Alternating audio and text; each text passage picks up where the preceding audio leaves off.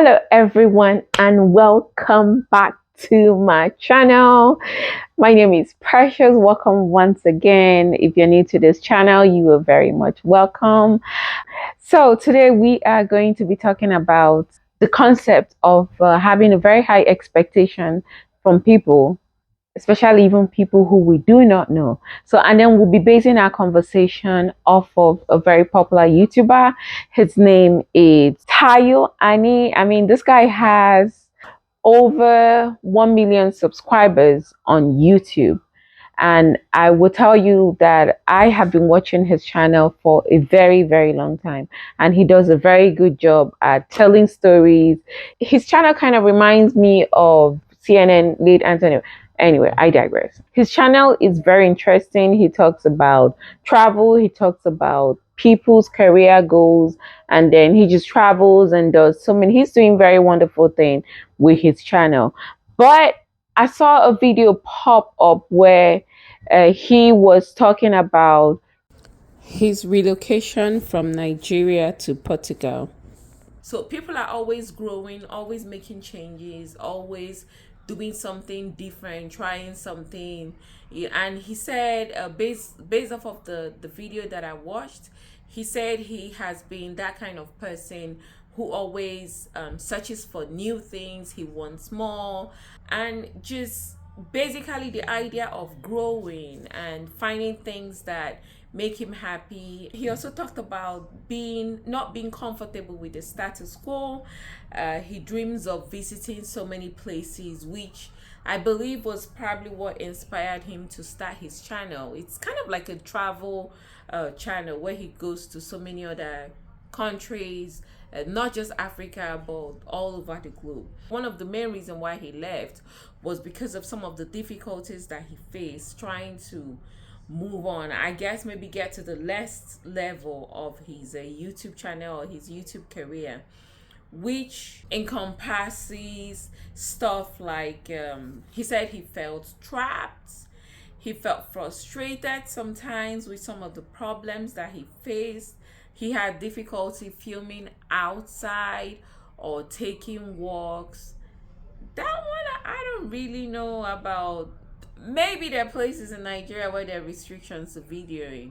I think the part that people are most angry about was when he talked about having to find fuel to fill in the generator in order for him to do his job of editing. And then also, so it feels like there's this kind of a prejudice towards being a Nigerian that other people never really get to face, that as a Nigerian a lot of Nigerians do face, which is not a very good thing. It can be very embarrassing in most cases, let's just face it. So, and another thing was based off of his videos, he tried to find a balance somewhere that will be comfortable in the middle of so many places where he can easily find connecting flights. And he talked about how the numerous flight that he takes, it's kind of affecting his health. It's getting him to the point where he feels depressed. It makes it a little difficult for him to do his job. And he was considering Cape Town, but they had rejected him visa or maybe residency. Another place that he talked about was London and Canada, but these places were a little too cold and gloomy for his liking. And then he was considering the US, but US is too expensive. But then he eventually had the opportunity of going to Portuguese on one of the occasion and decided, okay, maybe this might be a very good place for him to settle. I did have the opportunity of looking at the map of Portugal, and I'm telling you, I think he does have a point when he says he needs somewhere a little bit more centralized. Just, like you mentioned, it's kind of central. You have the African country below you. To the right side, it's like the European countries, and then to your left, you have the US, and and all that. Guys, okay, one of the challenge that we have as Africans is being able to go from point A to point B. I've come to realize that there's some African countries, irrespective of the fact that we are Africans, there's some African countries you just cannot fly from one place to the next African country freely. Most of the African countries, you need a visa to go to those places, or else you're not going to be able to enter. And I've heard stories about even with your visa, it's still a problem or a challenge for you, an African, to get into that African countries. But that's a different story. So eventually, with these difficulties, he figured out that he needed a centralized place. And looking at the map, I think it's kind of like a perfect location for someone who wants to be in a centralized area. The weather it's not that bad, the weather is nice. You can easily go to travel to any of the African countries, you can go to any of the European countries, and then you can also easily travel to the US. It's kind of in a central location, if you get what I mean. One concept that people were really mad about was the fact that he was talking about the difficulties that he was facing being able to create his videos, like having to buy fuel, talking about no light, talking about the slow internet, and talking about the mobility issues, having his Nigerian passport, difficulty moving from point A to point B. And I can understand when people say, oh, you have to uplift your country, you don't have to say anything bad. And in my opinion, I feel like there's a way he could have done this video, put it out there, the challenges that he faced, without necessarily painting a very bad picture about Nigeria. So it's kind of, especially for someone who has millions of followers, it kind of gives the impression that Nigeria is not a good place to come in and live. Nigeria is not a good place to come in and strive. Um, it just left a bad taste in my mouth. But on the flip side, I can understand. I understand his challenge. I understand his difficulties, especially now that the economy is not doing so well. You know, I think he could have framed it in a very good way without necessarily putting Nigeria down. Do you guys understand what I mean?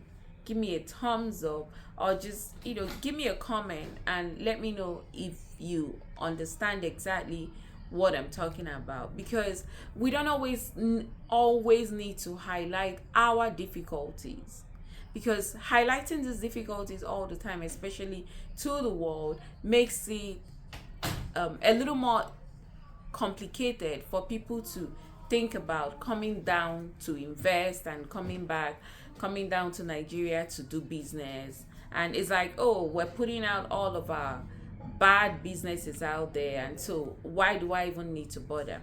Anyway, don't get me wrong, I've always loved his videos from day one. I'll watch his videos in a heartbeat because there's always something to learn from his videos. Everybody have to do what is good for themselves. Personally, in that is what makes us human. You always think of ways that you can grow. I understand feeling a little bit disappointed that he traveled out of Nigeria, but the truth is, if you were in his position and you have the same opportunity, don't you think that you would do the same?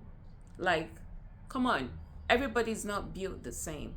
People will always look for a way to make life easy for themselves, or easier for themselves, or things that will make them happy. If he felt that being in Nigeria or doing his content creation job wasn't really working out for him in Nigeria, then fine. As an individual, you will always think about yourself and think of ways that you can live your life easily and then feel happy and comfortable with what you're doing without necessarily feeling depressed. So if you have the opportunity, you have the means, you have the finances, come on. What are we all living life for if we're not striving to be happy, or to do things that will make us happy.